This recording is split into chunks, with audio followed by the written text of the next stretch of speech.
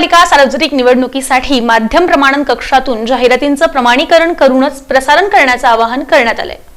सोलापूर महानगरपालिका सार्वत्रिक निवडणूक 2026च्या अनुषंगानं भारत निवडणूक आयोगाच्या तसंच राज्य निवडणूक आयोगाच्या मार्गदर्शक सूचनांनुसार निवडणूक कालावधीत प्रसारित होणाऱ्या सर्व प्रकारच्या जाहिरातींचं माध्यम प्रमाणन करणं बंधनकारक आहे। या अनुषंगानं सोलापूर शहरातील नॉर्थकोट प्रशाला इथं माध्यम प्रमाणन कक्ष अर्थात मीडिया कक्ष कार्यान्वित करण्यात आला आहे। या कक्षामार्फत निवडणूक प्रचारासाठी वापरण्यात येणाऱ्या विविध माध्यमांवरील जाहिरातींचं प्रमाणीकरण करण्यात येत आहे।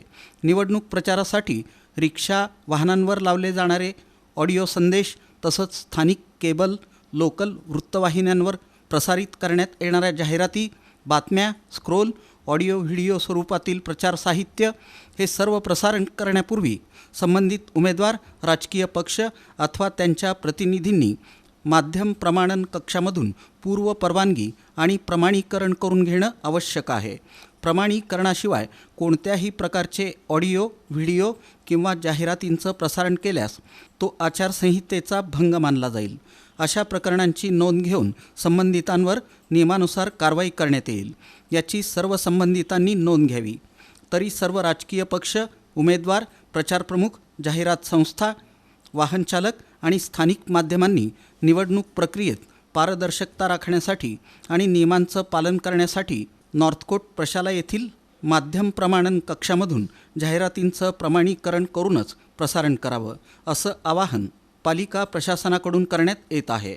याबाबत पालिका आयुक्त तथा मुख्य निवडणूक निर्णय अधिकारी डॉक्टर सचिन ओंबासे म्हणाले की निवडणूक प्रक्रियेत पारदर्शकता आणि निष्पक्षता राखण्यासाठी माध्यमांवरून प्रसारित होणाऱ्या सर्व जाहिरातींचं प्रमाणीकरण आवश्यक आहे।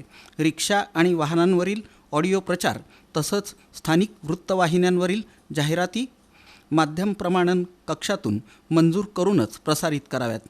नियमांचं उल्लंघन झाल्यास संबंधितांवर निवडणूक आचारसंहितेनुसार कारवाई करण्यात येईल।